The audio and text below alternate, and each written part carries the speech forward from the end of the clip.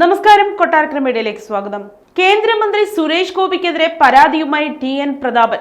വ്യാജരേഖ ചമച്ചുവെന്നും വ്യാജ സത്യവാങ്മൂലം നൽകിയെന്നും ചൂണ്ടിക്കാട്ടി സിറ്റി പോലീസ് കമ്മീഷണർക്കാണ് പരാതി നൽകിയത്. വ്യാജരേഖ ചമച്ച് തൃശൂരിൽ വോട്ട് ചേർത്തതിൽ അന്വേഷണം വേണമെന്ന് TN പ്രതാപൻ ആവശ്യപ്പെട്ടു.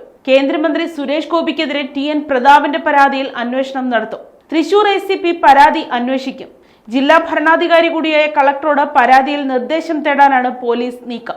വിഷയത്തിൽ വിശദമായ നിയമോപദേശവും തേടും. വ്യാജരേഖ ചമച്ചതടക്കമുള്ള കാര്യങ്ങൾ അന്വേഷണ പരിധിയിൽ വരും.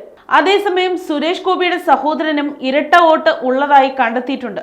സുഭാഷ് ഗോപിക്ക് തൃശൂരിലും കൊല്ലത്തുമാണ് വോട്ടുള്ളത്. കുടുംബ വീടായ ലക്ഷ്മി നിവാസ് മേൽവിലാസത്തിലാണ് കൊല്ലത്തെ വോട്ട്.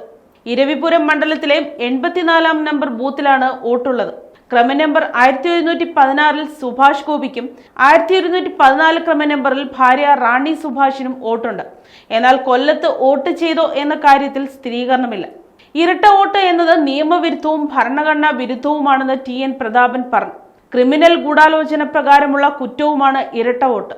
അത്തരമൊരു ഗൂഢാലോചനയ്ക്ക് നേതൃത്വം കൊടുത്ത ആളാണ് സുരേഷ് ഗോപി എന്ന് പ്രതാപൻ വിമർശിച്ചു.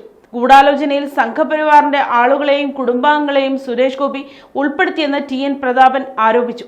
ഇരട്ട വോട്ടുകൾ സഹിതമുള്ള ക്രമക്കേടുകൾക്കെതിരെ കോടതിയിലും ഇലക്ഷൻ കമ്മീഷനിലും നിയമ നടപടികളുമായി മുന്നോട്ടു പോകുമെന്ന് TN പ്രതാപൻ വ്യക്തമാക്കി. സിറ്റി പോലീസ് കമ്മീഷണർക്ക് ഇക്കാര്യങ്ങൾ കൂടി ഉന്നയിച്ചാണ് പരാതി നൽകിയത്.